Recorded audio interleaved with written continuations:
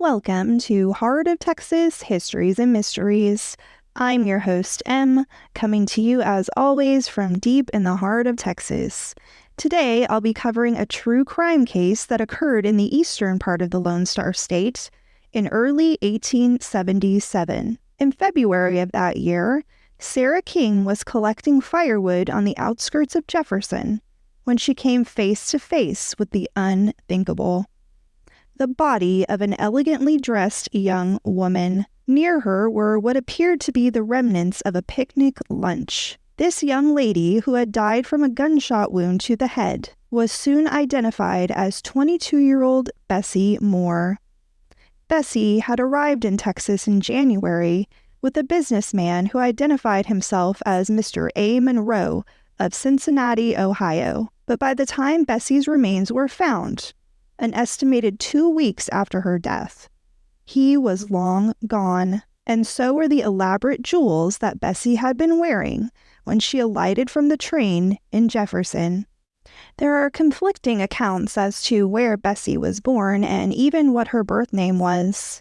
According to some sources, she was born in upstate New York. Others say that she was born in Ireland and came to the United States as a child. It seems well established that she was born in 1854 and that her father was a successful shoe dealer in the Watertown, New York area. A number of sources have claimed that she was christened Annie Stone and took the name Bessie Moore after she left home at the age of 15 and went to live with a man whose last name was Moore. But other sources state that her birth name was Annie Moore. Bessie, as she came to be called, is said to have been a striking beauty with dark hair and gray eyes. Legend has it that she began working in brothels as a teenager, and that this led her to move from city to city. She is believed to have gone to Cincinnati, New Orleans, and Hot Springs, Arkansas. It was in Hot Springs that she became acquainted with Abraham or Abe Rothschild, who worked as a traveling salesman for his father Myers' highly successful Cincinnati-based jewelry business. There's no definitive answer as to whether Bessie and Abe were ever legally married, but there are some stories out there that claim they tied the knot in Danville, Illinois, very shortly before their trip to Texas. We do know that Abe checked them in at the Brooks House Hotel in Jefferson as A. Munroe and wife. Interestingly, we also know that he had registered them as a Rothschild and wife when they checked into the old Capitol Hotel in Marshall a few days earlier. Jefferson, which is about 17 miles north of Marshall, was a thriving commercial center in those days. Located along Big Cypress Bayou, which feeds into the Red River, it had developed as a port city and was one of the largest cities in Texas during the 19th century. In fact, it had a population of more than 4,000 in 1870, whereas Dallas only had a population of about 3,000. It's possible that Abe's work as a traveling jewelry salesman had brought him to Jefferson before, although it doesn't seem that anyone recognized him when he arrived there in the January of 1877. But Bessie caught the attention of many locals during her stay, and not just because of her pretty face and her fine clothing. The glittering diamond rings she wore were impossible to miss.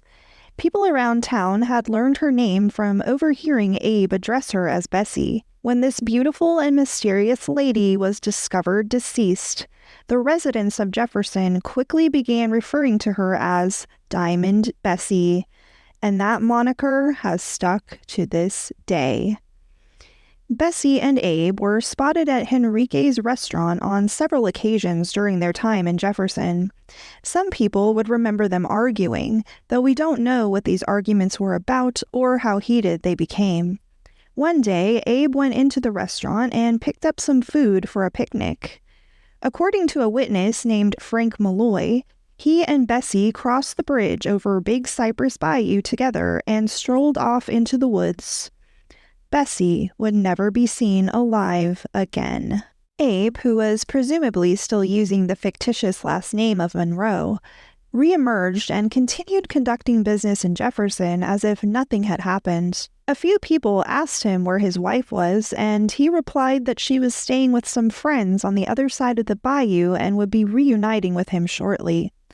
But it did seem a bit strange that he was suddenly wearing those stunning diamond rings of hers. It was also rather strange when he left the Brooks House Hotel and boarded a train back to Cincinnati without her, carting her luggage with him in addition to his own. Once he returned to his hometown, Abe seemed agitated and ill at ease. Some people said that he was acting paranoid, insisting that someone was following him. He was already known to be a heavy drinker, but he was now drinking more heavily than ever before. One night, he shot himself outside of a saloon in an attempt to take his own life. The attempt was unsuccessful, but he did put out his right eye and had to spend a few days in the hospital. Meanwhile, authorities in Jefferson had put the pieces together after the discovery of Bessie's remains. They had figured out the true identity of the so-called Mr. A. Munroe and begun working with authorities in Ohio to coordinate the extradition of Abe Rothschild. Abe was arrested while he was still in the hospital. Although his family tried to fight his extradition, Texas officials arrived in Ohio and transported him back to the Lone Star State in March. The trial of Abe Rothschild, which began in December 1878 after several delays, was the biggest murder trial Texas had seen to date and was automatically a source of fascination for the public. Abe's family hired the strongest defense team they could find. Many have speculated as to whether they did this because they truly believed in his innocence or because they feared that they would lose their reputation and wealth if he were to be convicted. The defense team included future Texas Governor Charles A. Culberson and his father, Senator David B. Culberson. It's been said that during the jury's deliberations, the foreman, Mr. C.R. Weathersby, drew a picture of a noose on a wall and declared that this was his verdict. The jury found Abe Rothschild guilty of first-degree murder, and he was sentenced to hang. However, Abe's team of lawyers filed an appeal with the 7th Texas Court of Appeals and Judge J. Clark, who had presided over the trial.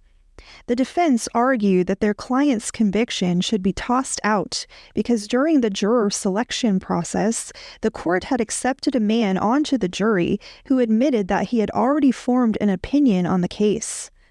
They also argued that the prosecution had ignored one of their motions during the trial. Judge Clark agreed that the trial had in fact been unfair, and he declared a mistrial. Abe Rothschild's second trial began in December 1880. This time, the defense relied heavily on the testimony of a woman named Isabel Goldie to sow the seeds of reasonable doubt. Isabel, who had helped prepare the body of Bessie Moore for burial, stated that she had seen Bessie with a man who was not Abraham Rothschild on January 20th and 25th, 1877. According to the prosecution, Bessie had died on January 21st. The defense argued that Bessie's body had not been decomposed enough when it was discovered for her to have died on that date. They concluded that she must have died closer to the day Sarah King found her remains, after Abe Rothschild had left Jefferson to head back to Cincinnati. The strategy was a successful one. Abe Rothschild was found not guilty. No one knows for sure what happened to Abe after that, although it appears he returned to Cincinnati to be near his family. Rumors of all kinds swirled for years after his acquittal. There was the story that all of the jurors from his second trial died horrific deaths within the first year after their not guilty verdict. There were also stories that the jurors had been bribed with payments of $1,000 each. Some people claimed that Abe was later found guilty of theft and served a 20-year prison sentence. Last but not least, there was the rumor that a man with a patch covering his right eye appeared in Jefferson sometime in the 1890s. He asked to see Bessie Moore's grave, laid flowers upon it, and said a prayer. He then donated a large sum of money toward the upkeep of the gravesite. In the 1930s, a headstone for Diamond Bessie appeared, seemingly overnight. A former foundry worker named Mr. E.B. McDonald would later acknowledge that he had installed it because he felt that Diamond Bessie deserved to sleep in a marked grave. The headstone remains in Jefferson's Oakwood Cemetery to this day, although the date of death inscribed on it, December 31st, 1876, is incorrect. So there you have it, the sad tale of Diamond Bessie. We'll never know why exactly her killer decided to end her life, nor will we know how long he had been plotting his evil actions. If Abe Rothschild was indeed the culprit, had he brought Bessie to Jefferson with a plan in mind? Was that why he chose to check into the Brooks House Hotel under an alias?